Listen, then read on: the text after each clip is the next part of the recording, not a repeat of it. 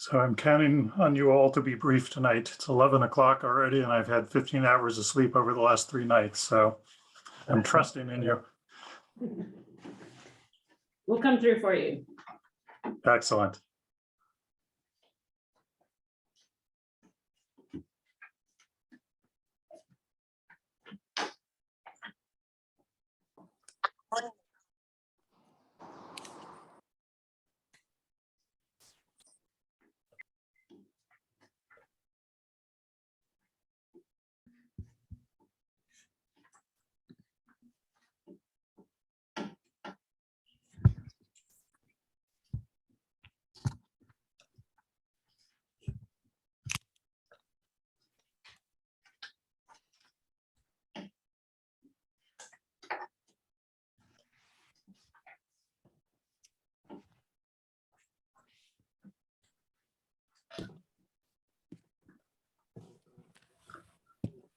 Well, I have 6 o'clock. Everybody ready to go ahead and get started?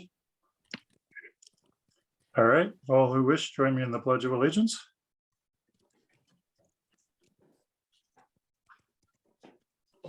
Pledge allegiance. I pledge allegiance to the flag of the United States of America and to the republic for which it stands, one nation, under God, indivisible, with liberty and justice for all.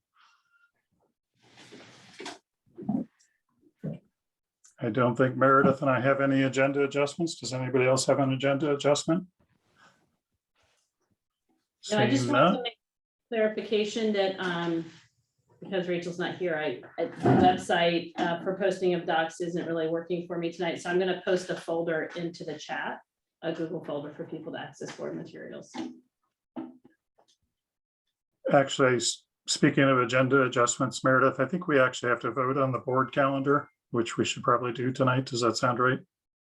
Oh, we voted on it when we voted on the school calendar. Oh, yeah. Okay. There. Yep. This You're is right. just one pager. Yep. Okay. I would make a motion to adopt the minutes from June 7th. Is there a second?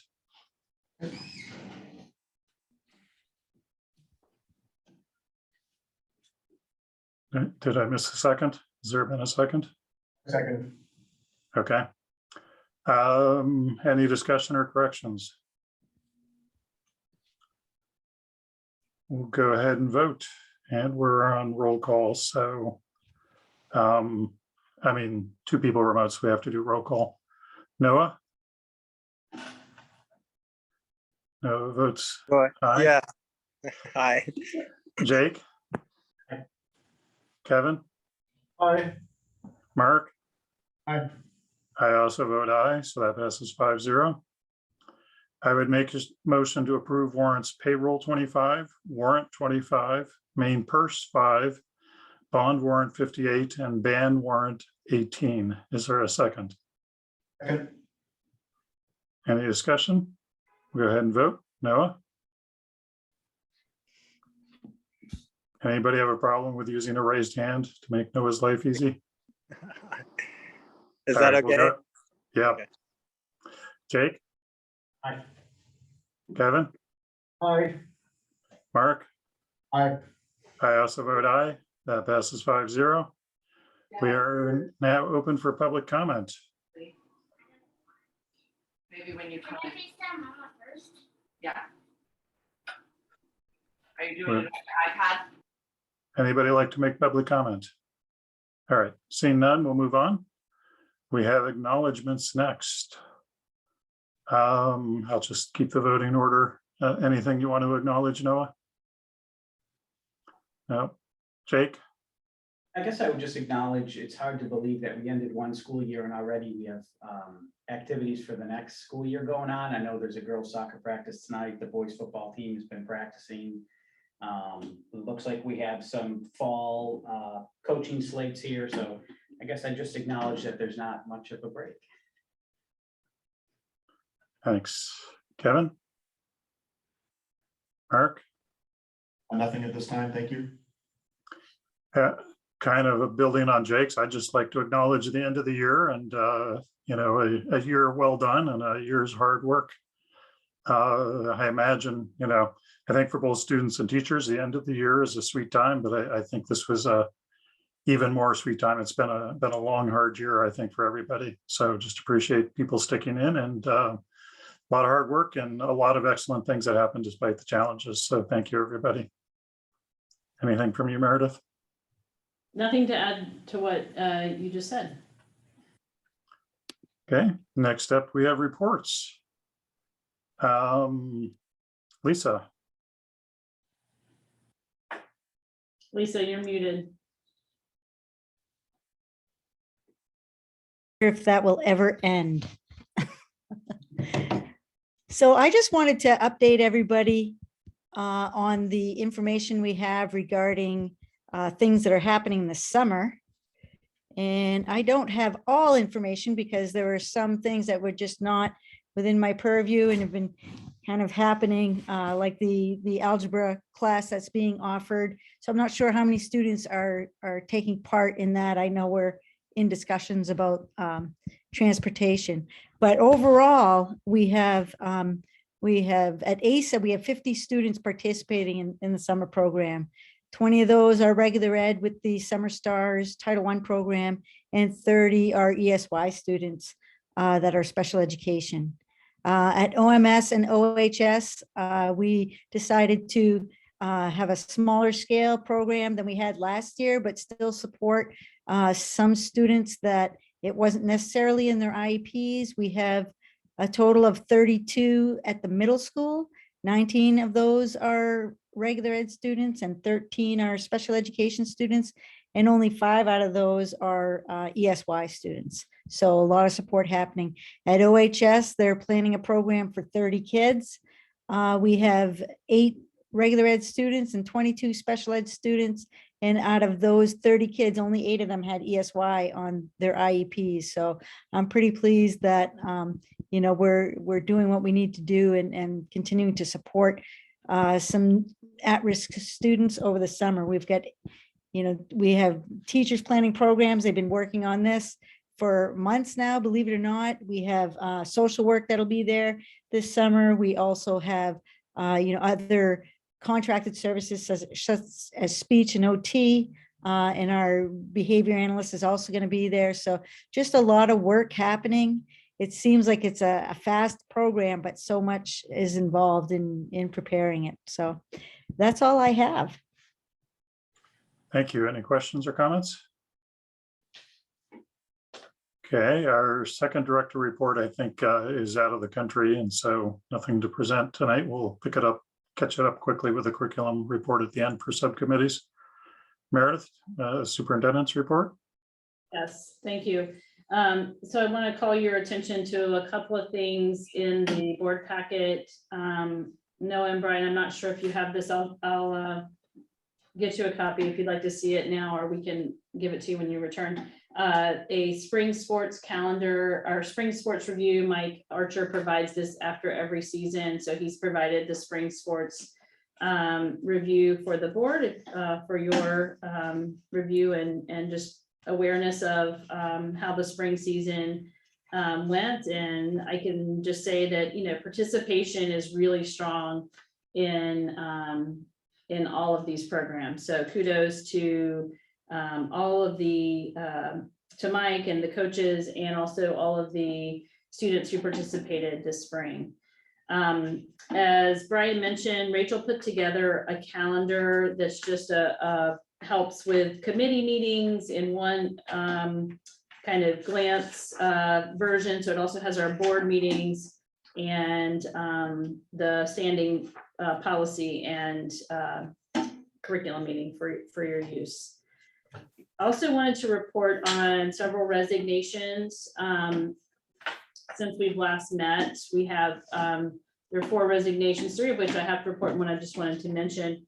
The one that's not required for report is, but I wanted to just let you know, Joe Mason, our Asea custodian, who is beloved and does just a great job, submitted his resignation. He's leaving at the end of June. Joe's been with us for 7 years in that role, and just want to thank him for all of his work, and just goes above and beyond in many ways with the little things that just make him superb at his job. So we're gonna miss Joe, but wish him well in his future path. We have 3 instructional staff who've submitted resignations. Sandy Seavey, who is our, I think it would be ML director now, the multilingual teacher, resigned. And we certainly are going to miss Sandy. She's been with us for 5 years, done great work. And we were really fortunate to have Sandy, who came to us kind of at the, told us she was, wanting to finish out her career in a place that matched, what she was looking for and her values. And we're really lucky to have her for those years. So we will be, Lisa is right now considering just, how to structure that job advertisement, but we'll get that posted soon. Jordan Talty, our pre-K teacher, also submitted her resignation in the last few days, or late last week, actually. And Jordan has been with us for 2 years. We've posted that advertisement already. And Darcy Campbell, who taught kindergarten this year, she was the 4th kindergarten teacher when we added an extra classroom to that grade because of the numbers. We were planning to move Darcy into 1st grade next year. Darcy's leaving us, and so I'm going to be working with Carrie and Maddie to fill the vacancies at Asea in the coming week or so. And Bill will be working on filling the custodial vacancies. We also have a lot of summer projects going on. If you pass by Asea today, you may have noticed the siding project has started. They're doing some prep work on the front. They've taken out those windows that were on the playground side on the front of the schools. They've already filled that in. They're doing some prep work to get going in earnest, and they're going to really take off with that project. The roofing project is also set to get started right away. And if you've walked through any of the schools, you'll notice the hallways are beginning to fill with all of the furnishings and such from classrooms as the custodial crew begins the summer floor cleaning project. And so that's a big project for them that's underway. I think everything else that I wanted to bring to you is on the agenda. So unless you have questions, we can move to other items. I was just curious, are these pre-K turnovers kind of coincidental? I know in the couple of years my kids have been in Asea, we've gone through a couple of pre-K teachers. Any thoughts on that? Well, we had an interim teacher probably the first year of your maybe children's experience in pre-K. And then we re-advertised that 2 years ago. And after that search hired Jordan to fill that role. So there's nothing that I'm concerned about in that position and what we're seeing. Thanks. Mm-hmm. I would just, since I see Joe's logged on, I would just not, reflection on anybody who's not logged on, but just really second your appreciation of Joe. Hard to find a custodian who connects to kids the way, in fact, probably nearly impossible to find a custodian who connects with kids the way he does, and what a value to our building. He will be sorely missed. Thank you, Joe. Anything else? Okay, we'll go ahead and move on to discussion items, starting with the COVID discussion. In the packet, you will see, and we shared with the board our first draft at this, the packet, the one in the packet that you have now is slightly updated, just a few changes after we circulated it internally and had some good feedback to make a few updates to this. So as Brian and I were reflecting on the guidance that came out of the DOE recently about the sunsetting of the SOP document and our current guidelines for being in person in school didn't seem to, it needed to be updated because it reflected things that were no longer going to be in effect, like the SOP document. And so this draft you see before you is a combination of pulling from CDC guidance and pulling from our practices that we've had in place that, have really been a core part of our pandemic kind of safety plan and response. So I think the opening part really outlines some of the core foundational elements that I think the CDC guidance is based upon, and it really matches what we've talked a lot about in our deliberations. The importance of providing safe, supported learning environments are a core part of communities. And there are lots of services that we provide in that function. And then that second one is really about just weighing the risk and considering all of that in terms of how we make decisions. But if you look at the rest of the document, I would highlight what's changed. The references to the SOP are changed, and it really is just pointing us to CDC guidance now in some of these places. And I think the distancing section has been eliminated. The only thing that was still in place at the end of the school year, really in a kind of formal way, was lunch distancing, and we've taken that out of this document. I think everything else matches what we were doing. We did add some clarification around expectations for technology readiness at the bottom of the first page. There's some new language in there that wasn't in there when we circulated it to begin with, this document to begin with. It just added some more specific expectations for mainly for staff, and knowing what the expectation was around readiness for remote and being able to serve students who were not with us in person for, if they were having to be out due to illness. And then just a couple of very small changes that you would not notice, probably, like there was one place that mentioned hand sanitizing, and said we changed it to hand sanitizer. And those are the primary changes. Brian, do you have anything to add to that? No, I think you got all the big changes.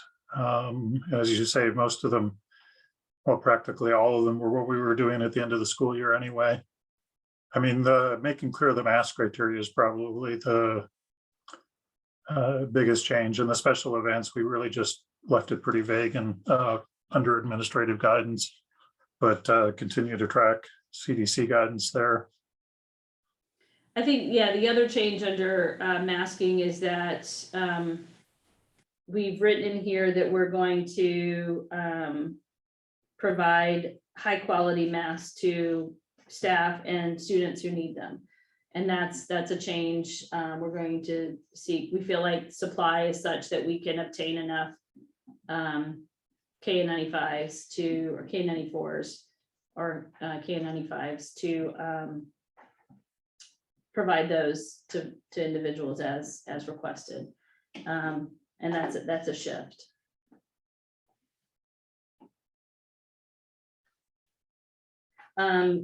I think the other part, the top of the third page, sorry, I completely forgot about this part. That's probably the most, I don't know, significant part of this in my mind, is the top of page 3, where we outline kind of what we have really been talking about our frame would be around making masking decisions, and try to put that in writing, where the 3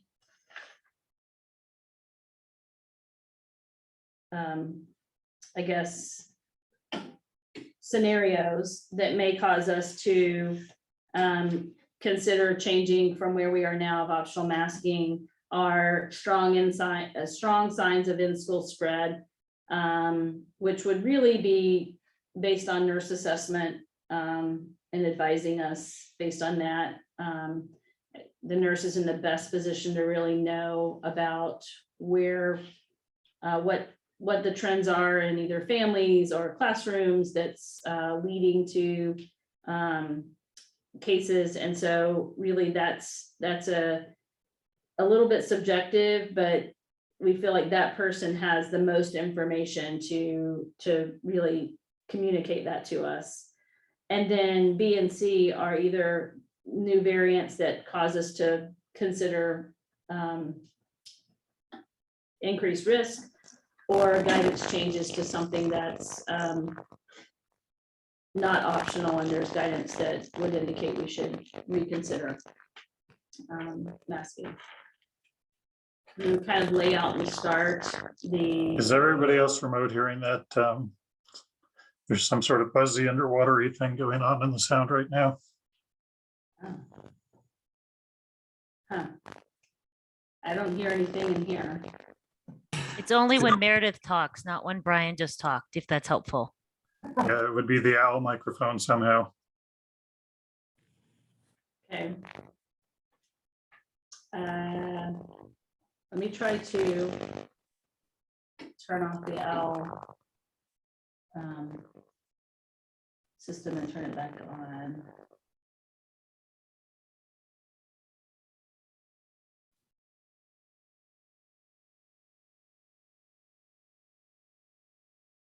Okay, is that better? Well, Still a robot. And we may have to go old fashioned with muting and unmuting, I guess. We just don't have a way to hear everyone. It just sounds a little funny. I think we can still hear everything. Right?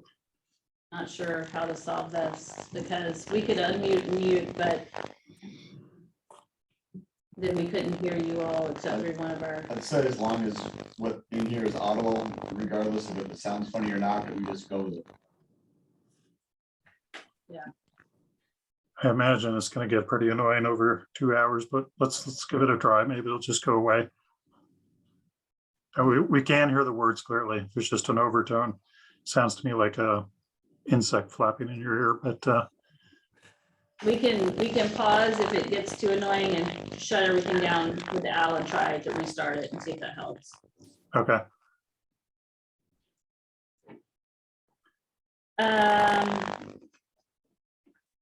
Yeah, I think, on the page preceding, we kind of outlined the challenge with the CDC guidance in terms of the community level ratings, that criteria is problematic for us to use as a metric for what's actually happening in our school in Orono. So that's why we lay out the guidance as you see here.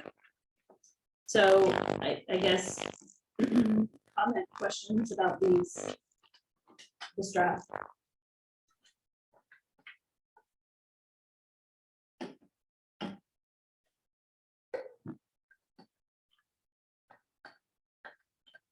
I don't know that we really talked about this, Meredith. Are we going to vote on this at some point? If so, do you think we should do that tonight or the beginning of August? I think we can do it either way. I think it would be nice for families to see what our intentions are for fall. Yep. But the other side of it is that's 6 weeks away and things could change. We might have to change them, but I think that's just always the understanding about these. So I think it would be nice to have something in place. I think that's my thought too. So I would make a motion to adopt the COVID guidelines as presented. Is there a second? Yep. Any further discussion or comments? We'll go ahead and vote. Noah, Aye. Jake, Kevin, Aye. Mark. Aye. I also vote aye. Passes 5-0. That is not to jinx us, but that's the least amount of time we spent on a year's COVID planning in a long time. So that's a nice feeling. Okay, next up, DI action plan discussion. You want to I'm kick that off, really- Meredith? I'm really excited to be bringing you this tonight on the one hand, but on the other hand, what we've learned is this work takes quite a bit of time. And so we're not quite where we hoped we would be at this point, which is to be able to present you a more kind of complete plan with more details. But this document, if you're trying to find it in the folder, I think it's labeled E8, or maybe I called it Equity Action Plan, I think in the folder. It's equity action plan.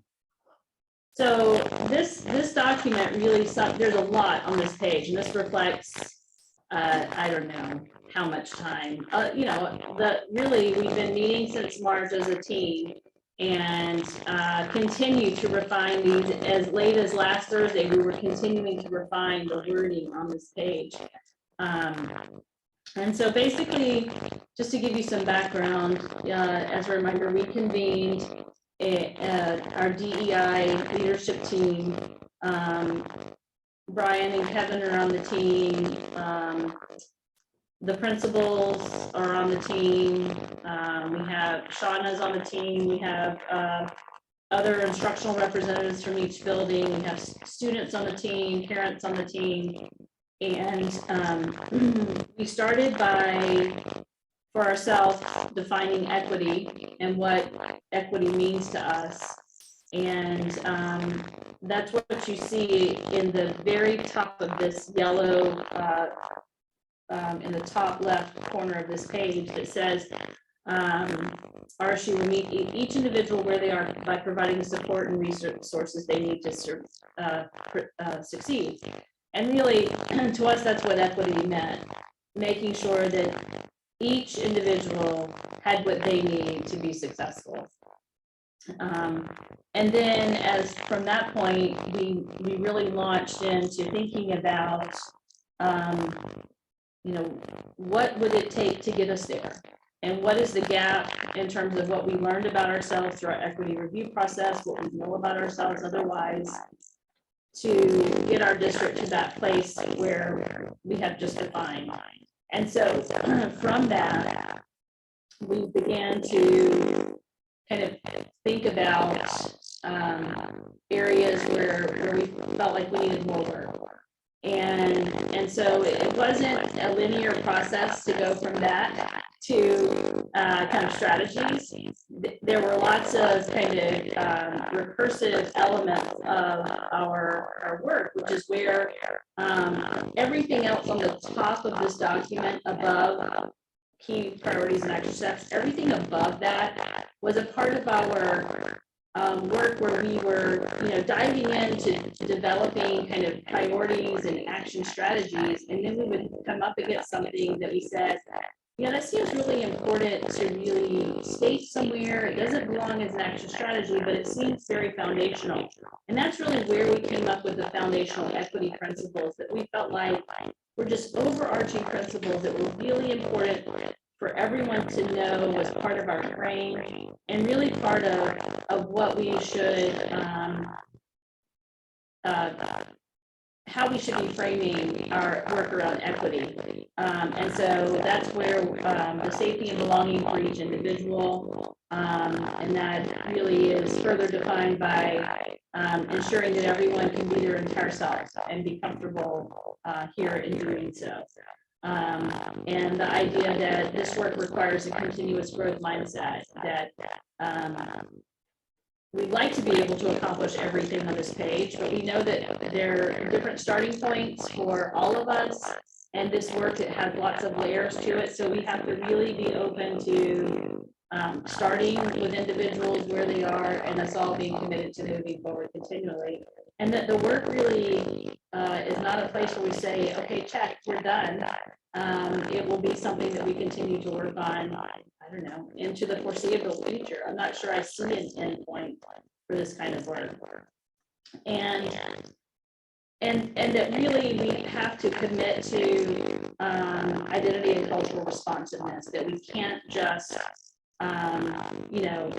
do the things at the bottom without really having a school that's reflecting and honoring the cultures that are within our school and the identities within our school.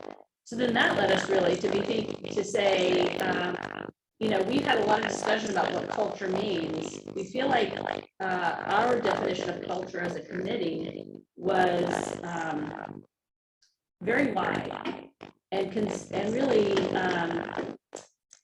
was more than what I think the way maybe some would think. When you hear the word cultural, you probably think ethnicity and kind of the multicultural, different languages, different communities, different heritages.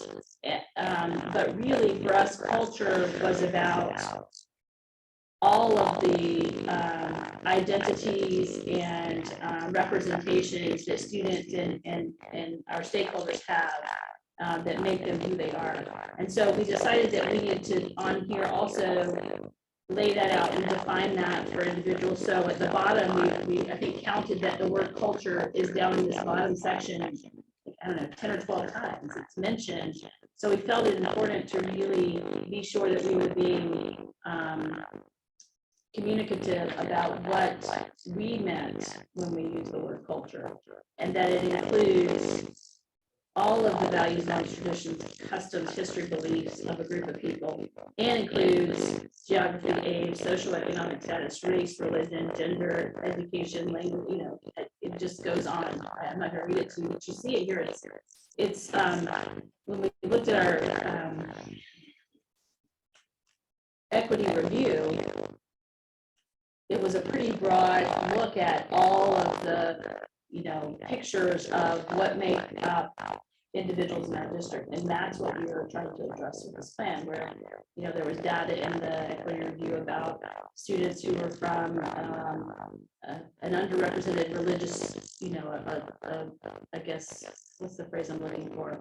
Not the majority religion identity of the district, but students who were from underrepresented religions, to make sure that that was what people also thought of when they thought of culture, and that gender identity and sexual orientation would also be a part of what people are thinking about when they think of culture. So we wanted to really make sure that that expansive definition was a part of the frame. So that's kind of all the background for foundational pieces that the committee really felt was important to communicate in then sharing. So what are we going to do?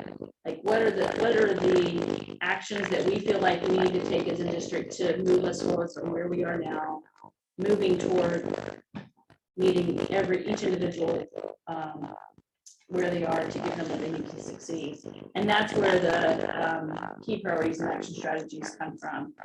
And we ended up kind of grouping these into 3 different categories that you see here. One that's focused on community, one that's focused on cultural consciousness and competency, and one that's focused on curriculum instruction and assessment.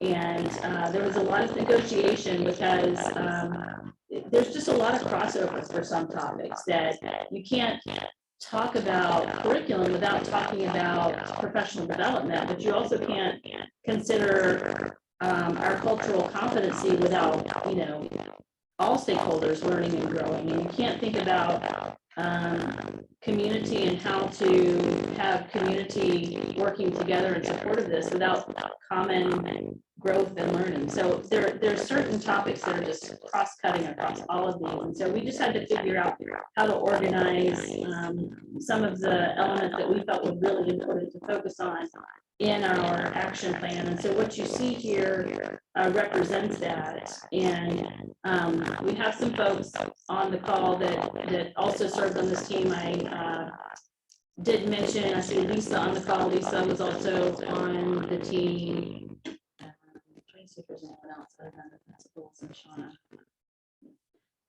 But the community group, I was on the community group. Lisa Earhart was on the community group. Kevin and Sam, and no, that's all that are here tonight. Richard was on the yeah.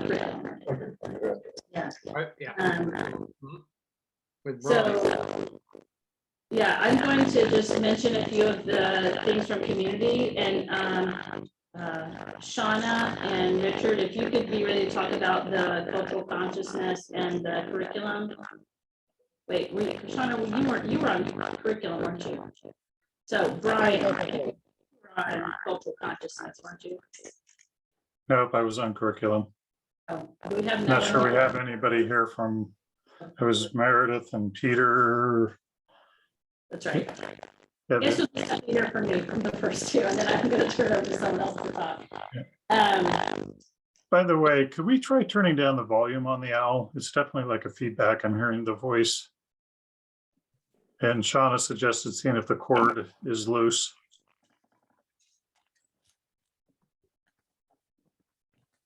But I noticed when you speak softer, it doesn't do the echo, so. Okay.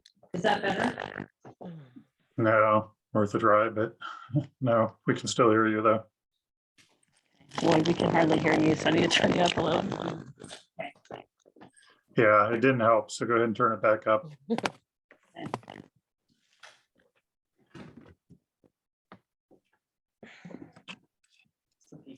So for the community group, one of the things that we hope to accomplish in this, under this action strategy, was really to ensure that all members of the school community are aware and have the opportunity to be engaged in this work along with us. I guess beyond the school community and the community at large. So I think the first and probably most prominent action strategy we have is communication about this work. Communication about what's led up to this work, and communication about the action planning, and communication about what we're planning to do moving forward. And we talked about how that really has to be an ongoing effort for us. And so we've been brainstorming ways that we can have ongoing communication about this, because we know that we've had work going on, but you know, the equity review just highlighted for us how few people were aware of the work that we had initiated in our district around equity. So we felt like that was a really important part of this action, of this priority area. And then we talked about a way to, we use the phrase onboard students, a way to really welcome students, get to know students, and connect students into the school community, and also communicate that they bring value into the community, into our school community through, you know, the ways that we can celebrate and really honor what they could add as individuals to our school community. So we have some interesting ideas for how to accomplish that. There's a certain amount of that that happens in a very kind of direct way with our guided staff, for example, when we have a new student. But we have ideas for ways to expand that. And that's really, you know, a way to also have families feel more connected into the school community at the same time. And so that's to us felt like an important way to bring people together, especially when they're new to the school community, in you know, honoring cultural diversity and identity. And then another big part of this priority is to dig into some of the data and questions that we have that we feel like we need to know more about, that were brought to our attention maybe because of the equity review, or maybe because of discussions that we've had since that time as we've been talking about this, but to really study that so we can determine what steps we need to take as a result. An example of this is around some of those questions around safety and a feeling of students feeling like they can be comfortable here in different ways. Like there was the piece of data about the guidance office, about school buses, about certain areas of the school. So we really feel like there are a number of areas that we need to dig deeper into to know exactly what could help improve that for students or groups of students. And so those are the three kind of big action areas from this priority area. Kevin, Lisa, Sam, would you add anything to that from the community group? Yeah. So I should say underneath each of these action strategies, we are developing basically a strategic plan, kind of goal structure where we're outlining, okay, what are the exact activities that we're going to carry out? What's the timeline for those? Who's responsible for those?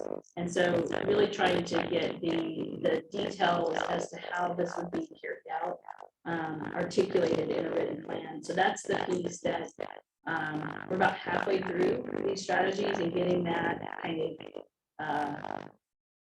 detailed out.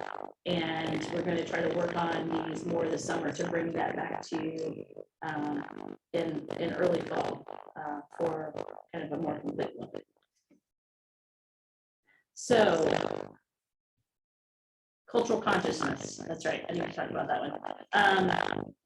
This is really, I would say the biggest strategy for this area we put here is the strategy for everyone learning and growing together in terms of cultural consciousness, diversity, equity, and inclusion. And when we say that, we mean more than just staff, right? So staff is the obvious group that, we often do staff learning and professional development, but we also want to include, offer opportunities for parents, offer opportunities for community members to come in and learn with us, but for sure as well as students. And that's kind of a crossover into the curriculum area, but just everyone learning and growing together is an important part of this action, this key priority and action strategy. The other is to really find ways to study and celebrate diversity in our schools. And so really to bring that consciousness in a frame of celebration and honoring all of the diversity that is found in our school, in our town, in our community. And so this group, really has focused on those two as they've been figuring out how we can really continue to have that continuous growth. And that's really, when we were talking about that, when we circled back up and added some more language at the top about growth mindset and process that never ends. It's kind of an ongoing commitment to this work. And so this is really an area that we felt like is going to be a major focus for our work for, some time to come. Curriculum. So Shauna, do you want to talk about that? Sure thing. So with curriculums,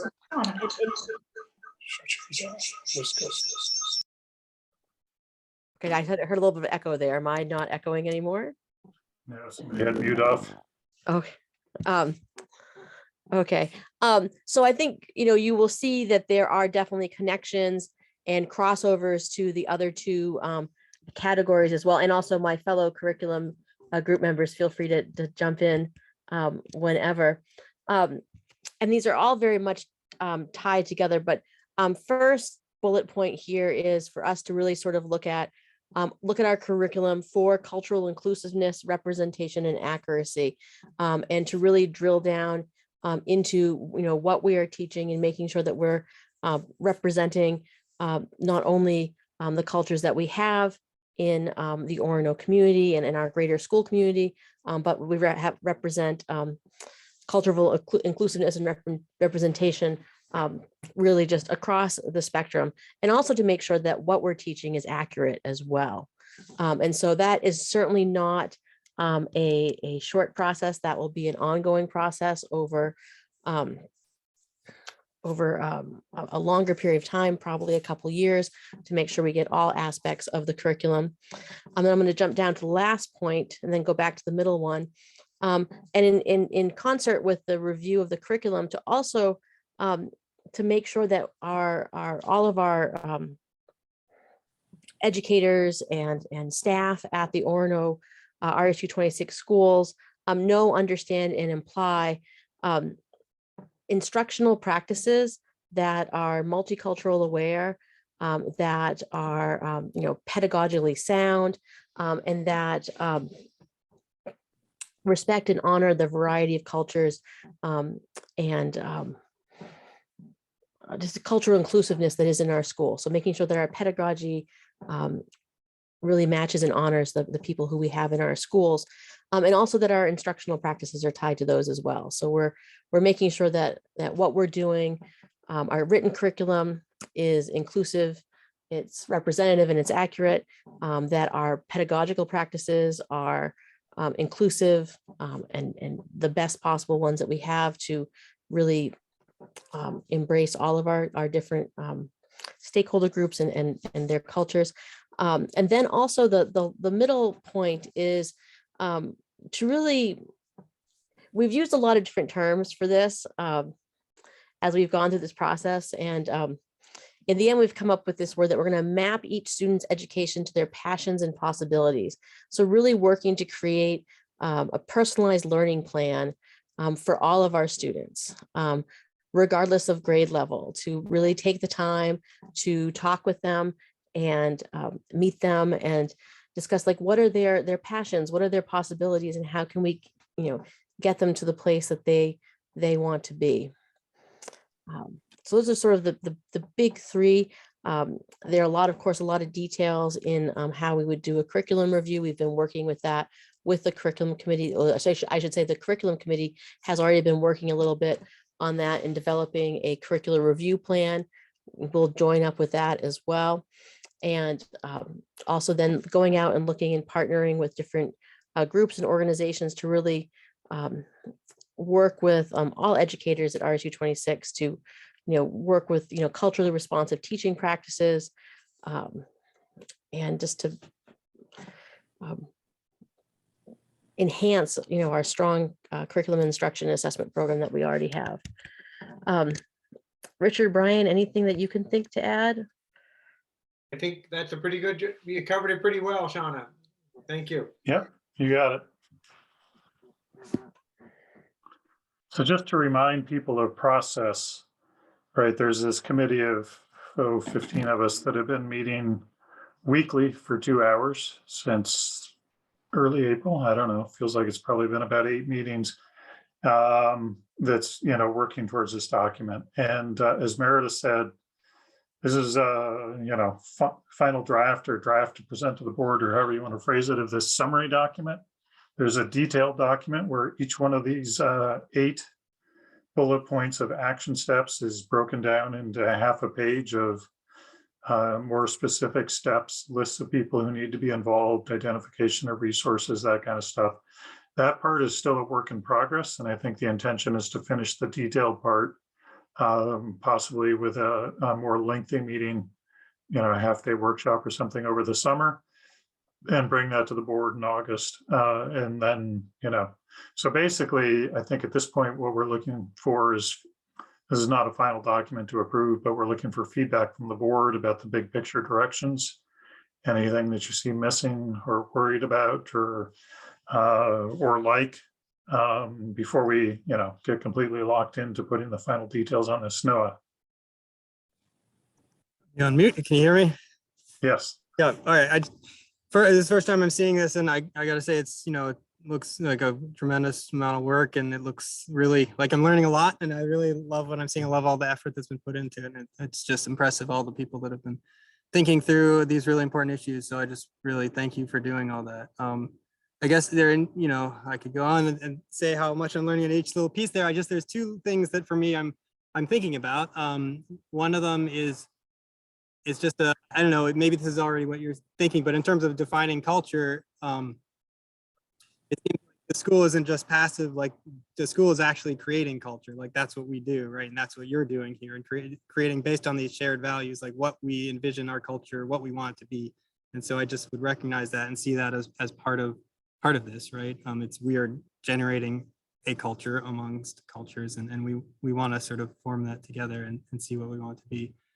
I think we can all agree on that. And I just want to recognize that. I guess the only other thing that I'm wondering about is in the curriculum is, so I'm sort of curious about like what is included or where is this belongs, but I'm thinking about, you know, so like the co-curricular and extracurricular stuff. I mean, Mike Archer, all this stuff is such a huge important part of our mission as a school, like all the things that we do there and outside of the sort of traditional curriculum. And is that, and so is that all included in this, or where is that piece of the DEI, if you see what I'm asking, like that work, where is that work done? And is that part of, like, does it need the word curricular, co-curricular instruction and assessment in that title or something? Or I'm just trying to. I think the place that I see that tie-in is really under the cultural consciousness and competency. In terms of making sure that all stakeholders, and in that particular example, like all staff, including all of our coaches and advisors, are engaged with the same kind of learning and thinking that the rest of the staff is engaged with, so that, you know, they're not hearing and used to a certain frame between 8 and 3, but when you walk down the field, that individual hasn't been a part of the discussion, so things seem different. And so I think the learning piece under cultural consciousness and competency is where I see that coming into play. That's just my thinking about it.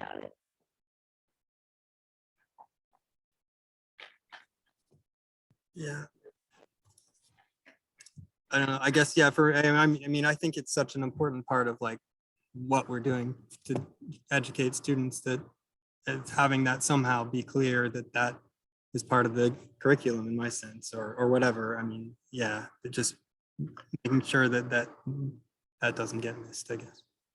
I guess to me, the difference is curriculum in many of our subject areas, certainly social studies and English and world languages. But as we've talked about in the committee, to some degree, even math and science, those are the things we teach, right? And we want to make sure that those are inclusive and representative of our students and accurate. So it's specific factual content area. So I don't see co-curriculum falling under that. I totally agree with you that you know, the values we communicate include you know, embracing and celebrating diversity, and certainly having adult leaders in the building who are working on cultural competence and helping students figure out how to value and include diversity. So, and that to me, I agree, a coach is no different than a teacher. And so that's why I kind of agree with Meredith that I see it coming in the cultural competency. I don't see it coming in the curriculum, which is specifically about the facts we teach or how we teach those facts. But I agree with you that it's a big part of what we do. And so it needs to be, but I mostly see that as the teachers and the students embracing diversity as a value, and just the way that's, I mean, you know, it's all semantics at some point. And I'm not saying your version of semantics is wrong, but the way it's been discussed in the committee, I think that comes out in the cultural competency place. But I think one of the things that reminds me to hear you mention, Noah, and the cultural consciousness and competency committee is still working on their action strategies underneath. And I think we had talked earlier about this, that I think a specific action strategy maybe needs to mention this particular group, because that's been a challenge for us to figure out how to capture, you know, those individuals in our professional development. And so I'm making a note of that, so that when we're sitting down to work on those action strategies, we can be explicit about how we're going to kind of overcome that challenge that we had with making sure that there aren't gaps in staff learning or staff training with that group.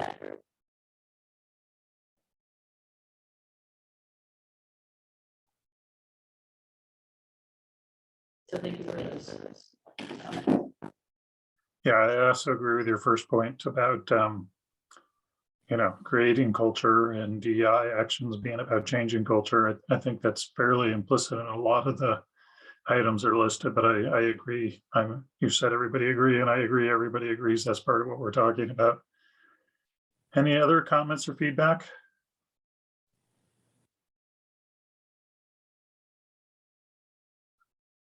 It's not quite speak now or forever hold your peace on the high level, but it's approaching that. The curriculum committee thinks they're done with this piece. So if you don't think it's right, now would be the best time to speak up about it.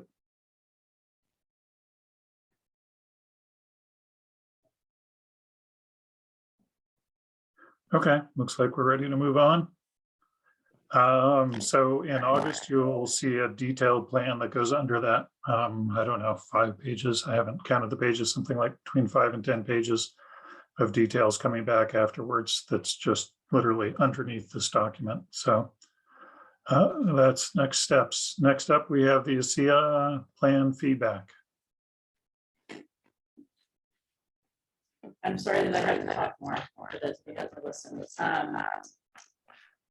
Each year we are required to present a draft of our Asea funding plan, how we plan to expend federal funds that we receive.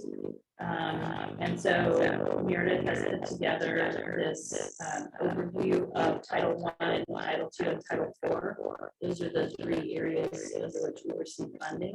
It's really consistent with the way we spent these funds in previous years. Title I goes all to our Asea Title I program that focuses on literacy and math intervention, K-5. And then Title II focuses on professional development, and we focus some of those. We pay for our director of learning in part with a portion of these funds, and then to support some of the initiatives we have going on for professional development. So you see DEI here, the webinar work, and then our involvement with PrEP really rounds out our Title II funding. Title IV, we made the decision a couple of years back to split those funds across Title I and Title II to help us really have the programming we want in those areas. Title IV is very tricky funding that has a lot of strings, and we used it for the first 3 years in areas that were allowable for, and we decided it was better use of everyone's time and funds to divert them to these other areas that funding had really been shrinking, and that we really needed to augment those areas. So that's why we do the transfer of Title IV final funds. So I just bring this forward for comments. And I mean, just to clarify for people, so these are, I mean, Meredith already said this, but federal grants, they're outside of the operating budget. So that, most large institutions have budgets that are separate from the operating budget. Our lunch budget is separate, and these title funds are separate budgets. I think that's the list of separate budgets or accounts that we run. Well, there's smaller ones like the athletic ticket fund and some things like that. But this is the other big one, and it comes from federal money, and it does so it doesn't typically go to board for approval like the main budget does, or to the public for sure, but it does require the federal requirements include a comment period. So that's what we're doing right now. I mean, I think it makes a lot of sense. It's as you say, it's similar to what we've been doing, and it's worked well for us. Any other comments?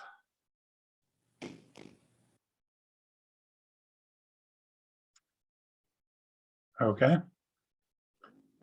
Next up, we have staff nominations. Meredith, you have a nomination?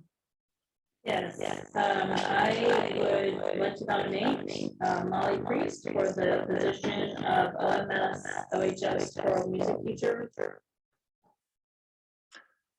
So I would make a motion to authorize the hire as presented. Is there a second? Okay, and then I would make a motion to go into executive session under 1 MRSA 4056A, discussion of appointment of personnel. Is there a second?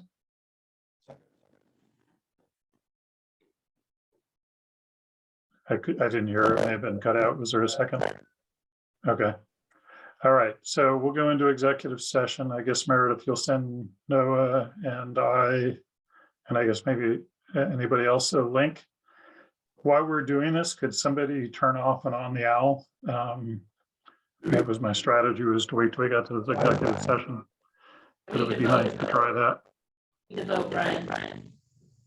What's that? We need a vote. Oh, we need to vote for executive session. Yes, thank you, Noah. Noah, do you vote to go to executive session? Yes. Yes, okay. Jake? Kevin? Okay, Mark? I also vote aye. 5-0 to go to executive session.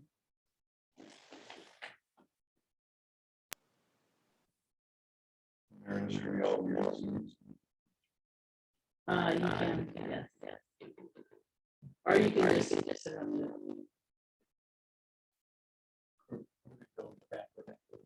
Yeah. So Noah and I should sign off and we'll get a link. Is that right?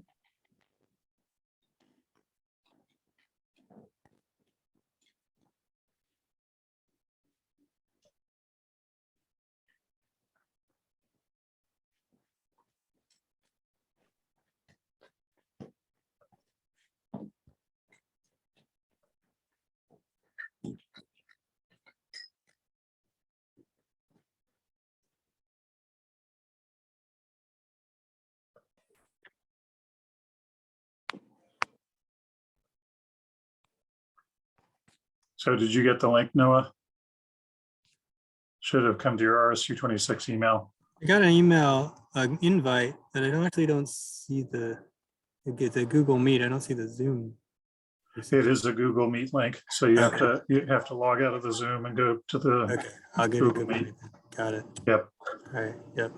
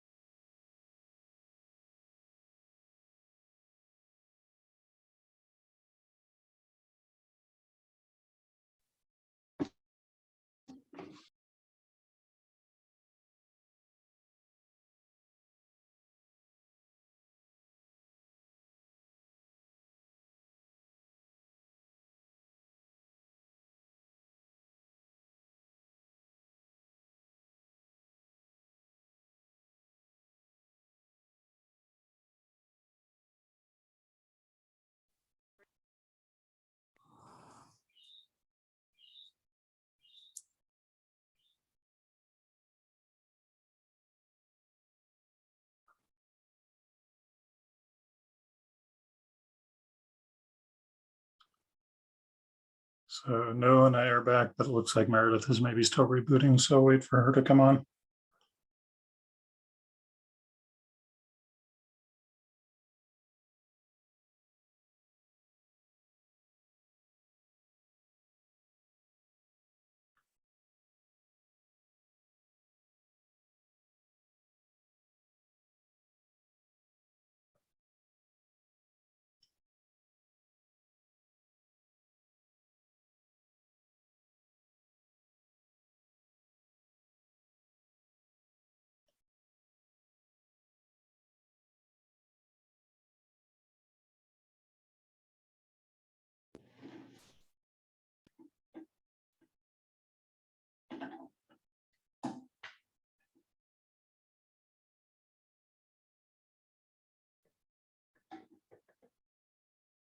You still working, Meredith? We're ready to go.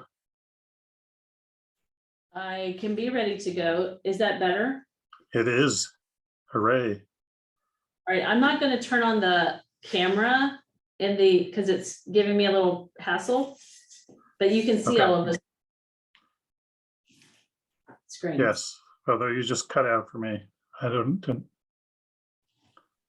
Okay. Can you hear us now? Can you hear Yeah, me now? yeah, it was just a temporary cutout. It's definitely much better. Okay, so there's a motion on the floor approving Molly, the nomination of Molly Priest for the halftime choral position. Any further discussion or questions? We'll go ahead and vote. Noah. All right, you guys are in different tiles on the screen, but I'll try and keep the order consistent. Jake. Aye. Kevin. Aye. Mark. I, I also vote aye. Approved 5-0. And that's all that's completed. Some people may know there's other pieces of that, but they're still in progress. So co-curricular nominations, I would make a motion to approve the co-curricular slate as presented. Is there a second? okay, Okay, and just tradition, I usually read these, so I'll go very quickly. So at the high school, Bob Sinclair, head football coach, Don Joseph, assistant JV football coach, Robinson Santar, assistant football coach, Waldo Caballero, varsity boys soccer, Dave Hamill, JV boys soccer, Sid Dijek, varsity girls soccer, Leslie Winchester, JV girls soccer, Megan Dreyer, varsity field hockey, Kristen Espling, JV field hockey, Lynn White, cross country, Matthew Terrell, cross country assistant. Looks like Gage Alley, maybe that's how Gage Alley, I guess, for high school fall cheering. And at the middle school, Chad Kirkpatrick, boys soccer A, Chris Gray, boys soccer B, Jamie Arsenault, OMS cross country, Dave Hamill, middle school boys A basketball team, going into winter sports there, Kristen Espling, middle school boys B basketball, Joe Conley for middle school cheering, Dave Hamill for, and now into the spring, middle school A baseball, Steve Van Dolman, middle school B baseball, Chad Kirkpatrick, middle school A softball, Tracy DeShane, middle school B softball, Jamie Arsenault, middle school track, Chris Gray, middle school track. Are there any questions? Yeah. So is this all of the coaches for the whole year that we're hiring here, or is this? For the No. middle school, it's most of them. For the high school, it's mostly the fall. Okay. Okay. Yeah, I guess, I was wondering, I mean, just trying to understand. So we have there, I think it's like 11 boys team coaches and like 6 girls team coaches. Is that sort of the balance of gender in the co-curriculars, or? Are you looking just at the high school, or are you looking across both? Across the whole, well, I counted, I maybe like 11 boys, 6 girls, and then 6 sort of, I think they're mixed. I don't know. I'm just guessing. But Well, I can address that a little bit. I know that one middle school position is we're still advertising to hire someone. So that's a girls coaching, girls team. That's not on here. And then football, with just the number of participants and the way the sport works, we have 3 there for that, for JV and varsity, as opposed to 2, for JV and varsity. So that's an extra there. Other than that, you know, I think it's fairly even, really. We have Yeah, everywhere, we have a girls team. We have a field hockey team that's girls and not a counterpart that's a boys only team at the high school. As it currently stands on this list, there are 5 for the high school. There are 5 boys coaches, 4 girls coaches, and as Meredith said, 1 girls coaching spot unfilled at this Yeah. point. So once that spot is filled, they will be even. And then there are cross country is a mixed squad, as is cheering. and at the middle school, they're just boys coaches because they're already figured out who they are for soccer and baseball, or sorry, basketball, but there are usually matching numbers of girls coaches for girls equivalent sports. So it's basically even. It's just a function of, you know, who's hired and who's not hired. Okay, so it'll end up being even once everyone's, okay. Yeah. Yeah. Or within one position or so of even. Okay. Yep. Other questions or comments? All right, go ahead and vote. Noah? Aye. Oh, Kevin, sorry, did you have a question or comment? I was preemptively voting, sorry. Oh, okay. Noah, go ahead. Aye. Jake, Aye. Kevin, Aye. Mark? Aye. I also vote aye, passes 5-0. Okay, next up, we have the speech language pathologist contract. So this is a contract for the new position that we are we're kind of restructuring our speech language pathology services and the way we have those services delivered by having a contracted service provider. And I confess I got ahead of myself and signed this contract before the board approved it, as you can see on the second page. That was my mistake. And I'm bringing this to you tonight for approval. We've talked about this in the budget, how this was going to be structured. And now we're just executing the contract with Caitlin Lynch. So any questions about this? So I would make a motion to authorize the superintendent to execute a contract for SLP with Caitlin Lynch. Is there a second? And And just to be clear, it was in the budget. And so really it's not a teaching position. So it really only comes to the board because of the size of the contract. Okay, any questions or comments? We'll go ahead and vote. Noah, Aye. Jake, Aye. Kevin, Aye. Mark. Aye. Also vote aye. Next up, we have the goals. So Meredith and I, hopefully you look at this and think it captures what we discussed last week. If we want to discuss changes, we can. Meredith and I looked at this and we decided that we should probably, as a board, only adopt the 1 through 6 as goals. The rest we should just treat as notes of intentions, but not necessarily make them as goals that, are on the side of our board agendas and so forth. So that would be my proposal. Any discussion or corrections or proposed changes before I go ahead and motion to approve? So can I just ask, I mean, are we, we adopt these as goals and then are we gonna come back and have a chance to weigh in on each of these before, are they gonna go into committee? I'm just trying to understand the process for weighing in on the awards or other things where we making sure we all get through it. So, well, each of them are going to be different. You're asking specifically about the awards. Sure. So the awards, I think the next steps are, a lot of work has been happening within the school buildings. So we want to hear back. Typically, if we wanted to communicate to the public, it goes through a board meeting. So we would hear at some board meeting. Another point is that the fall is when we typically don't have schedules that are as stacked. So that's often what we use for public discussions, is we can discuss exactly how we want to do this. I don't know that we need to take up board time, but I'd be happy to get an email or a private discussion if somebody has a strong opinion. But in my mind, the things we need to do would be to hear the work that's been done in the schools already, and the evaluations that have happened are slightly different, but middle school and high school have both worked on these. ASA doesn't really have awards. So, hear the work that's already been done. Conduct a survey, right? Set up a survey and conduct a survey or community. Mostly at this point, it would be students and parents, but certainly I'd like to hear from teachers and staff too. And then have a public comment period, right? A targeted public comment period. We sometimes do that where there's a specific agenda item under public comment that's announced in advance. And then have a board discussion of next steps. So those are the four pieces. I don't have a clear vision about whether that all happens in, well, I don't think it should happen all in one night. I think I'd probably like to have the survey.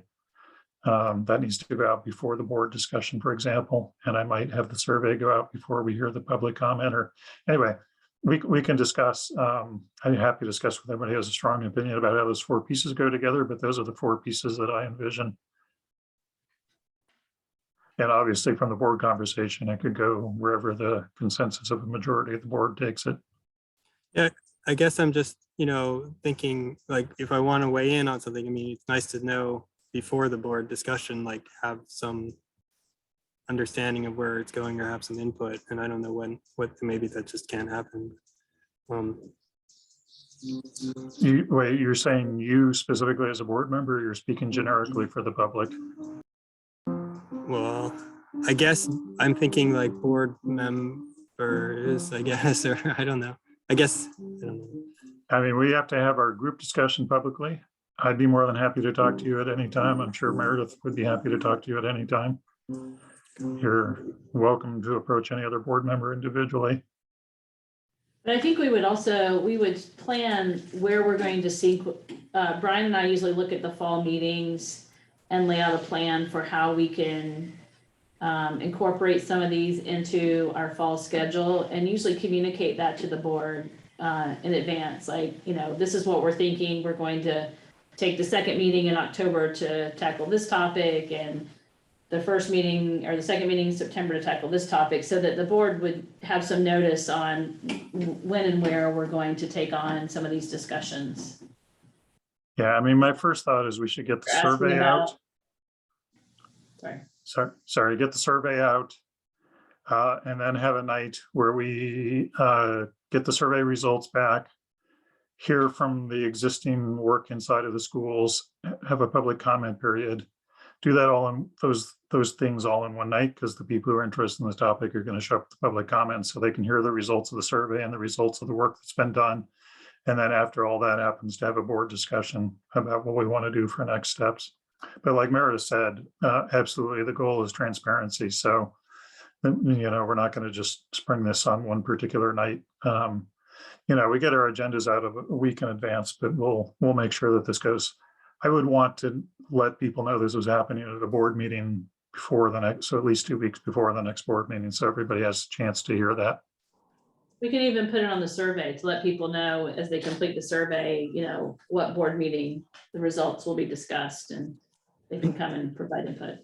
I guess partially what I'm thinking is, people are putting a ton of work into this in the school, administrators and such, and and it's going to be basically that work will be done when it comes to the board meeting. And then it becomes like hard to guide that discussion further, that work further without, what I mean? Like, how do we, I don't want to like, well, you don't want them to waste work that's contradictory to where the board is heading. Is that what you're saying? Yeah, or like if there's another follow-up question, there's some things that's like, wouldn't it be good to explore this area, but they've already spent 6 months working on this. Like, how does that like direction get given without being like after the fact?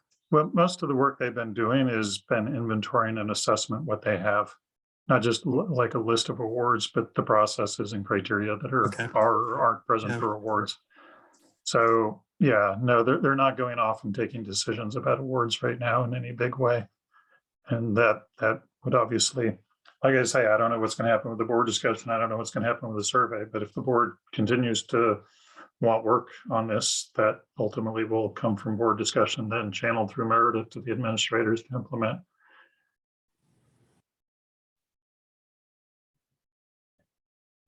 questions or comments on any of the other 6 goals or any of the other 5 goals? Hopefully I captured this pretty accurately, so this should not be a surprise and should be a consensus at this point, but I do think it's pretty aggressive given all the things we have going on, but Meredith and I talked about it. We are kind of already committed to most of these things, so. All right. Not hearing other feedback. I will make a motion to adopt the goals 1 through 6 as presented. Is there a second? Okay. All right, last chance for discussion or questions. We'll go ahead and vote. Noah, Aye. Jake, Aye. Kevin, Aye. Mark. Aye. I also vote aye. Passes 5-0. Okay, next up is administrator contracts. We said, Meredith, we don't need to do an executive session unless a board member is asking for it, because there shouldn't be a surprise about this. Any board member feeling like they want an executive session? Okay, I will make a motion to authorize the superintendent to execute new 2-year contracts running from July 1st, 2022 to June 30th, 2024 with established administrators, which would be Sam Runco, Meredith Diamond, Richard Glencross, and Lisa Smith. Is there a second? Oh, sorry, and the contracts would include a 3.5% pay raise. Second. Any further discussion or questions? I'll just note, anybody who's not on the list, it's either because they're new and the board's already authorized their contract, or it's because it's not an administrator who's the board approves their contract. So you should not read tea leaves on the names not mentioned. And yeah. Okay. Any further discussion? We'll go ahead and vote. Noah. He says yes. Jake. Yes. Kevin. Aye. Mark. Aye. I also vote aye. Next up, Thank I you. would, thank you. Next up, I would motion for the board to authorize the chair of the board to execute a contract with the superintendent to run from July 1st, 2022 to June 30th, 2024 with a 3.5% pay raise. Is there a second? Second. Okay, any further discussion? We'll go ahead and vote. Noah, Aye. Jake, Aye. Kevin, Aye. Mark. Aye. I also vote aye, also passes 5-0. So I think we got everything we needed to do on administrator contracts. You're empowered to handle everything else, so. Okay. Thank you. Girls hockey. I asked Mike to join tonight. Mike, thank you for joining. We've talked about this a couple of different times. We need to decide if we're in or out of this cooperative. There are currently 4 other schools that are definitely joining. We would be the 5th. I think there's a 6th that's still considering. Is that right, Mike, still? Correct. And so the financial commitment at most would be right around 10,000. And at best, 8,600 or so. And we see this as something that is worthwhile to invest in for several reasons. One, our girls swim and boys swim for that matter programs. We currently don't have students in those programs. And so adding this program would help fill a gap really for a girls specific program in the winter season. And it fills a gap that's really been requested for a number of years, and we just really didn't have the numbers to go it alone. As you know, was the case in our neighboring districts. No one had a program even that our students could go over and join because everyone was kind of in the same boat. And so I think it's gotten now to a critical mass where, you know, we see potential to have this cooperative team to fill this need that, you know, our girls, as they enter high school, have the option to either play on the, you know, the co-ed approach in high school and then stay with their club team that is typically all girls team. And at least our experience has been that most girls drop out of the school team. Is that right, Mike? Correct. They just don't stay with it because it doesn't meet their needs in the same way that their club team that's all girl hockey does. The financial impact for our budget, we have the money in there that we previously had budgeted for swim, so that can go to subsidize the hockey cost. I think it'll be a gap of around $1,000, but it could be not a gap if the 16 signs on. And they're looking, the cooperative Brewers taking the lead on this and is looking for, you know, a definite commitment so they can get the ball rolling. So Mike and I are both in agreement that we would like to pursue this for our students. And we have 2 students who are definite yeses next year who are enrolled in high school. And we have, I think, 3 or 4 coming up in grades to, you know, to come that we know of right now, of current students. Mike, would you add anything to that? Yeah, so met with Dave Utterback today earlier, and we got reached out to by Camden Hills as well.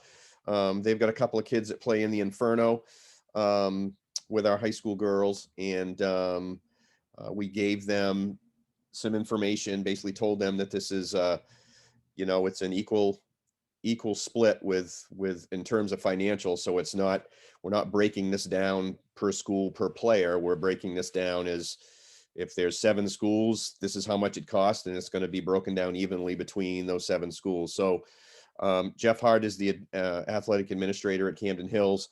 And so he's going to take that information back, you know, to his administration and discuss that. So there could be a 7th school in this. John Baptist is currently the one that's the 6th school that is still in their discussions. So, you know, we're hoping to meet with the girls. They've got a practice over at Penobscot Ice Arena on June 30th. And, you know, once if we can, you know, get everybody on board, we'd like to have a meeting, Dave and I, with those kids after, so that we can start thinking about color scheme and name of team. And we want the kids to be part of that, just as the boys were part of that, you know, with the OTO process. So this process is not anywhere near as extensive as the one that we had to take when we went to OTO, because we were already taking 2 existing programs and bringing them together. And the MPA certainly looks at that with a little bit closer eyes, just because they want to make sure that schools aren't taking advantage and bringing programs together that could end up, you know, creating a disadvantage to other schools. The MPA basically, Mike Burnham told David and I that, you know, as long as we get the okays from the boards, that they're, you know, their rubber stamp approval, just because they're ecstatic to have a team, you know, another team to play. So we're just waiting on John Baptist and you know, who knows what will happen with Camden Hills, but you know, we're really right now hoping that you'll approve. I look at this for a great opportunity for our girls, and I also look at this as an opportunity for maybe some of the girls who started out playing hockey and then maybe lost interest for one reason or another to, you know, gather that interest level back again and join a high school team and be part of something that they're used to being part of in their other sports seasons.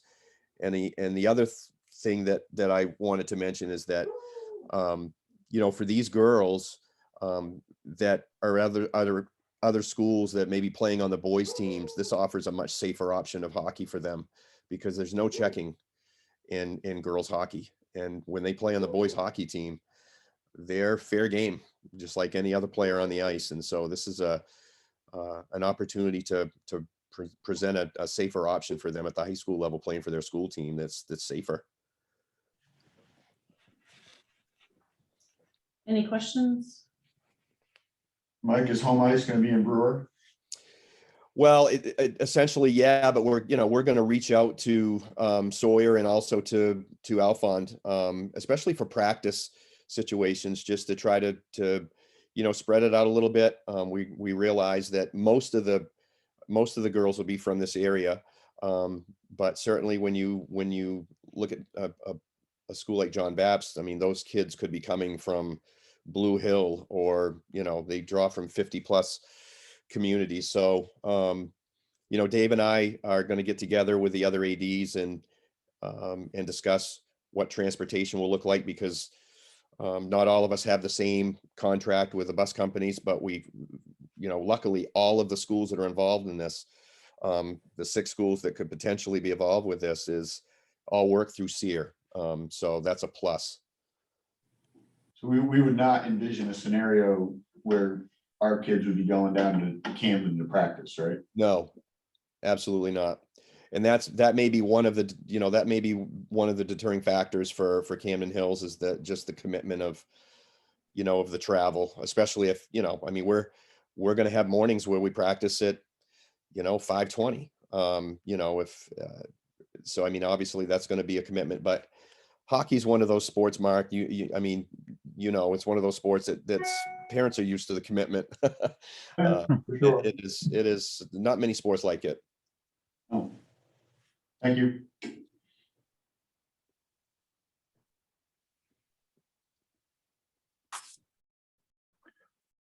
All right, I would just add that, you mentioned the safety, but in particular, injuries and checking are heavily based on size differential, which obviously creates a problem for women on average as well too. So I guess, I don't know how good an analogy, but it's like baseball and softball. It's a similar game, but it's enough different that it really kind of can mess up timing and other things to do one and versus the other. So I certainly support it. No, were you going to speak, or are you just getting ready to vote? So I should make a motion. I guess I'm just, going back to, so how many students we think are going to be, doing this? It's like 2 or 3 at this point, and then We have 2 that are 100% committed, and we have another one that's is considering. And at the lower level, so they go in different tiers. And the next tier down, we've got 3, and then there's a little bit of a gap. And then the beauty of hockey, Noah, is that they start so young, and once the parents have made the commitment to that, they usually follow through with it. So unlike soccer or baseball, or things that kids maybe try and get out of and then come back to or whatever, hockey's one of those ones that once you buy in, and I mean that from a literal standpoint, once you buy into it, you're in. And so, we've got Miles Bordeaux and Tom Malloy have done a great job of giving us a spreadsheet of kids all the way down to ages, 5 and 6 years old, to give us a pretty good idea of what's to come, for the next decade or so. Mm-hmm.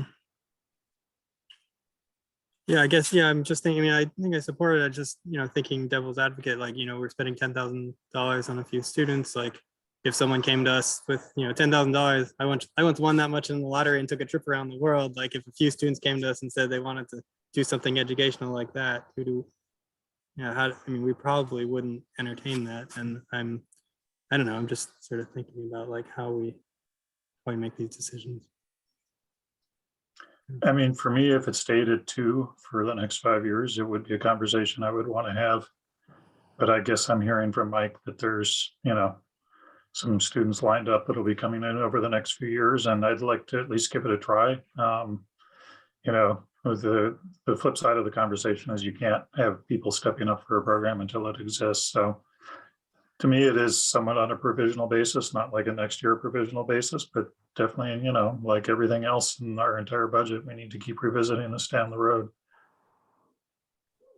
And, you know, I think that we've similarly been supporting swimming with, you know, low numbers just to try to continue to support it, to see if that would, you know, help sustain it here. And, you know, when it didn't, we, oh, did it go? Did your computer fall asleep? We still hear you. Hourglass didn't show up. We're here. Okay. Are you? We can hear you. Okay. I can see them on my screen. Yeah, we can see I mean, them That's too. not on the big So screen. weird. Okay. Okay, you can hear. Mhm. Yes. I lost it over here. Oh, there you are. Okay. Sorry, train of thought. Swimming. Yeah, swimming. That, you know, when the numbers weren't sustaining there, we're, you know, looking at making a change with that. And girls hockey has been requested for a number of years in our district. And I feel like, you know, it's time to give that a chance and to see if the numbers warrant, you know, us being a part of this. And I think that, you know, when we consider the overall cost of running a program, it's a really good deal to be able to try out a program at this cost, because to stand up any program really takes some investment. So I think it's a worthwhile investment for us at this point. Yeah, and the Inferno organization is purchasing the girls' uniforms to get us started. So I mean, that's a very generous thought from them. And then the ADs will get together after that and decide if we need a boosters or not. You know, what that and what the booster club would look like for hockey, and you know, what their roles and responsibilities would be.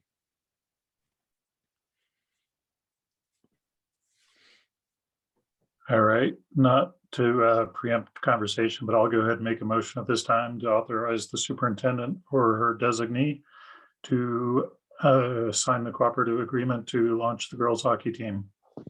Is there a second? Second. Further discussion? We'll go ahead and vote. Noah? Aye. Jake? Kevin? Aye. Mark? Aye. I also vote aye.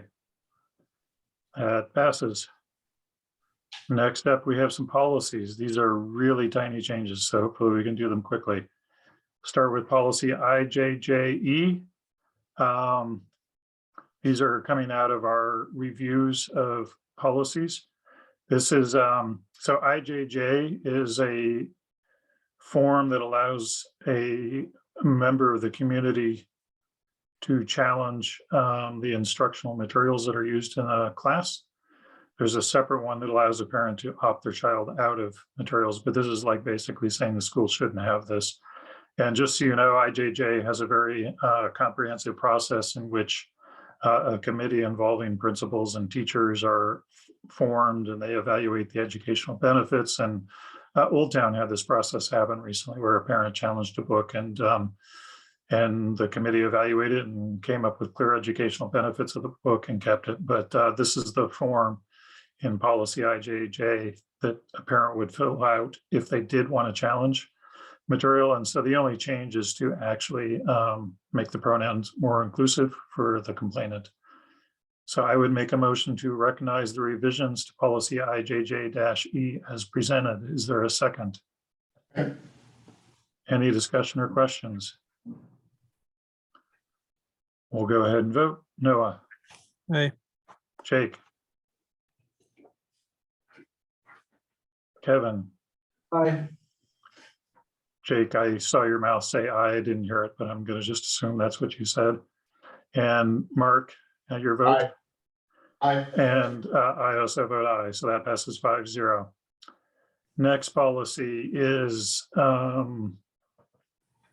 ILD, which is, it's a required, may sound like a weird topic, but it does happen in our schools on a semi-regular basis, and it's a required policy due to federal DOE funding. The change is to make it clear that some of these restrictions on studies and the requirements for parent opt-in to research participation of their students applies to all studies in the schools, not just ones funded by the DOE. So I would make a motion to recognize the revision to policy ILD as presented. Is there a second? Any further discussion or questions? Okay, we'll go ahead and vote. Noah, Aye. Kevin, Aye. Jake. Aye. Sorry, I went out of order. Got you a surprise, Kevin. Mark. Aye. I also vote aye. We're done with policies. So you just saw the policy subcommittee report. As I recall, UTC and Spruce don't have any reports. To Brian, the approval of the computation and declaration of votes. and Oh, the I skipped that over. Yes, thank you. Sorry. Okay. Approval of Lynn was probably having a heart attack. Sorry, Lynn. All right, so we have to approve the vote. I had a question about that. It says the vote's declared on June 21st, but the election was actually on June 14th. So I just wanted to make sure we want the motion to read June 21st. Okay. What document are you looking at? I'm looking at FY23 budget votes to be adopted. That's the first thing I think in the agenda, right? Yeah, I have so many documents in front of me. I'm just trying to find where you see that it says that, because mine has a blank. It has a says blank, but down below it says, oh, that's where the signatures happen. Okay. All right, I Okay. just wanted to make sure in the blank I should read June 21st, June 14th. Right. Okay. I would motion that, or I would motion that the computation declaration of votes dated June 14th and attached here to be approved, that the actually, I'm just wondering if that's the way as I read that motion, if I should have said June 21st. This is the whole tax base for the district, so I know I'm being pedantic here, but I want to make sure we get it right. It says June 14th on the second page that it was held June 14th. So I think that's right. Okay.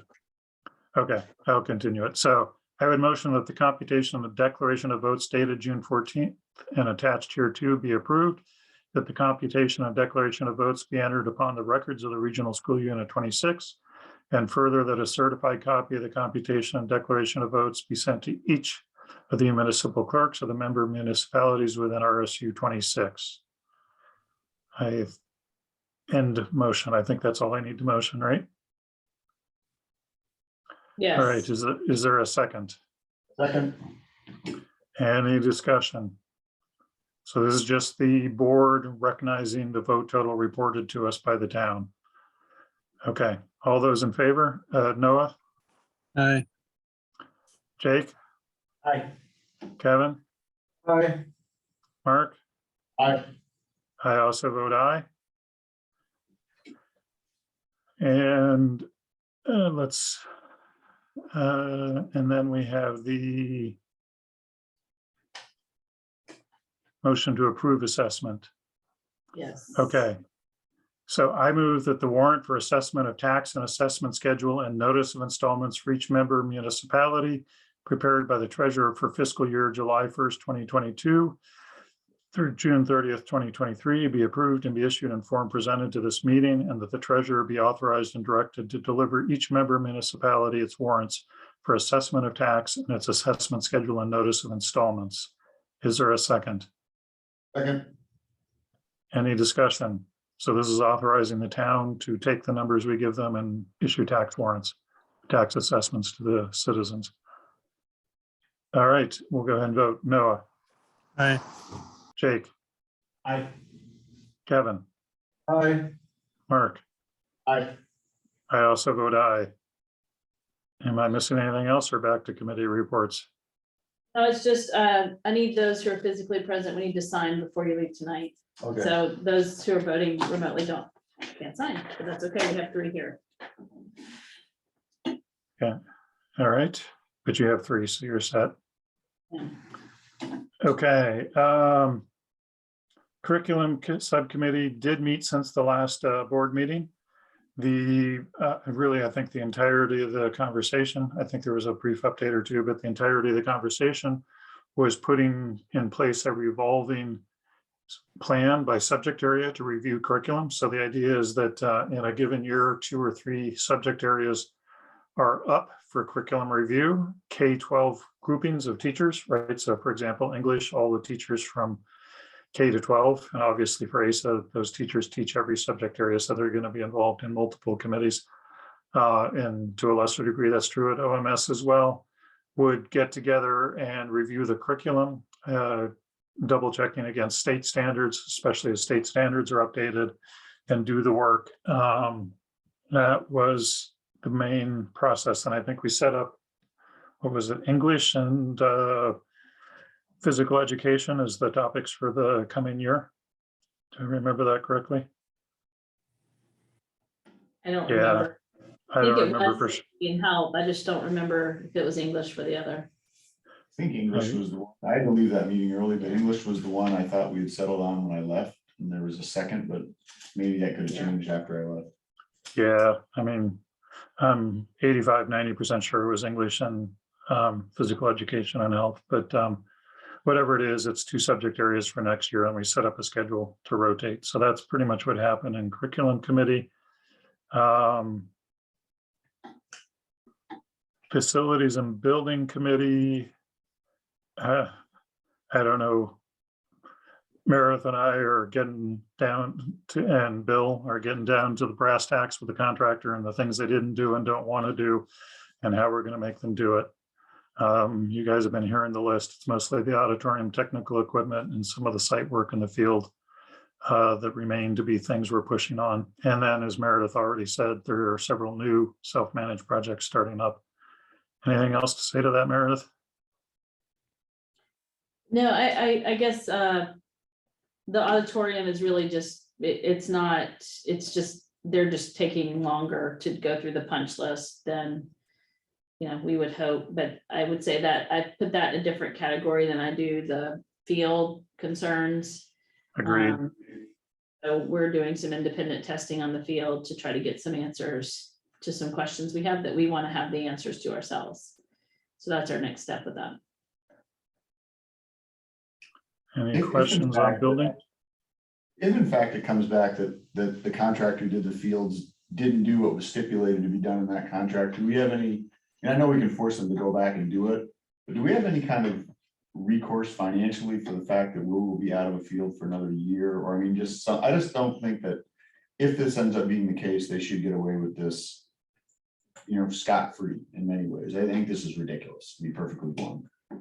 That's, I would agree. I think that's the attitude of those of us managing on this side. The specifications were written.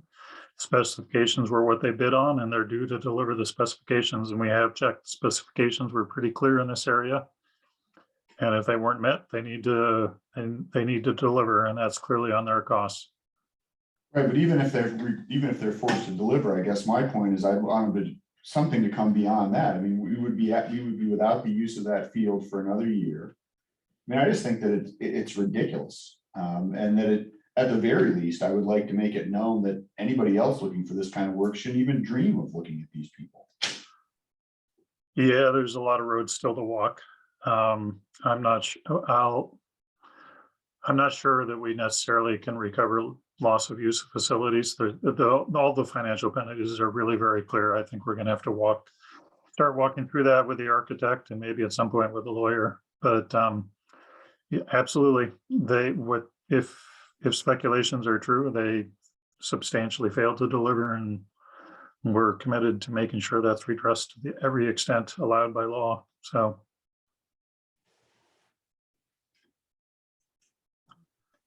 I would say the first priority that we have is to get things corrected. That's our first priority. And I agree. That's number one. Recovering a year of, loss of field is clearly on the list, but it's not as important as just getting the thing corrected. So still a lot of road to walk and explore. Can someone real quickly tell me? I have no idea what's wrong. So. So, I mean, the reports today have been that there's rocks large rocks in the field. There was a story of a javelin that was thrown where the point bent. There's issues of people who are doing things like aerating the field, and the aerator is bouncing up out of, the bottom line is it's at least possible. This is not anything that's definitive, but this is what Meredith mentioned. We're running independent tests, is that they were supposed to put a substantial amount of, soil of any kind, which is basically clay, dense, non-organic soil. But then they had to put a layer of higher quality soil that was filtered, aerated, and so forth, the specs, and then put the grass on top of that. And if they didn't, you could end up with things that we're seeing, like rocks in the field, the dirt just below the soil being too hard, some of those kinds of things. I know this is already being talked about in public, so I don't think we're adding to any issues by talking about it at a board meeting. And as Mark said, I think the contractor, I don't want to make any statements that I don't know to be true. So everything, the specific incidents of a javelin point bending and some other things are facts. The actual details of what actually happened and what didn't happen are still to be determined, but we're exploring that right now. Is that fair, Meredith? Yeah, I would say, one thing that we talked about today is that the screening required, the screening of the topsoil required it to not allow anything greater than 2 inches through. So, 2-inch size, pebbles, rocks under the surface are acceptable in the specs. And that could lead to a javelin hitting it just right and bending it. So I don't want to take that to mean we have a problem in that way. But that's what the testing is designed to find out. If we have found larger rocks than that, the question is this a pervasive problem or not? And that's what we're trying to have evidence of in a testing kind of way rather than anecdotal.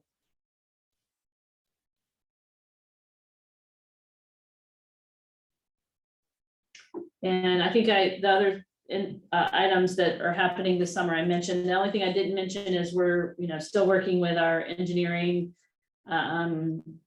folks to work on our self-managed projects and kind of developing some plans and cost estimations for those. So work is ongoing on those fronts. Okay, DEI leadership team, you heard. We have a little more work to do this summer, and then things coming back to the board. Any other business? Any requests for future agenda items? Well, no, I'll talk about it date time next meeting. Okay. Any public comment? The currently scheduled next meeting is August 9th at 6 p.m. In the library and online. I guess we need to talk about getting a brief, like probably a half-hour meeting set up sometime in July. Do you have a thought when you're trying to do that, Meredith? I think we just need to wait and see on these Okay. to schedule, to see when we need it. It would be nice if the positions and hiring processes aligned and we could take care of these in one meeting. But we'll just see. So I'll reach out to you, Brian, when we get a sense of the timeline for that. It would be nice if we could do it in one, but if, in your opinion, if you think you want to move quickly on one candidate so we don't lose them and the others aren't ready, I think we should just, especially since we can do it over Zoom if we have to, I think you should just do what you schedule as you think is best. Okay. So that you can do what you need to do to hire these positions. Yep, that would be great. Yeah. And they're really Yeah. fast, I promise. I promise, they're really fast when we're doing these hiring meetings. Yeah, Kevin and Noah are thinking I've heard that before, but they really are. Yeah, and we can do scheduling over email, so we can just get something scheduled quickly.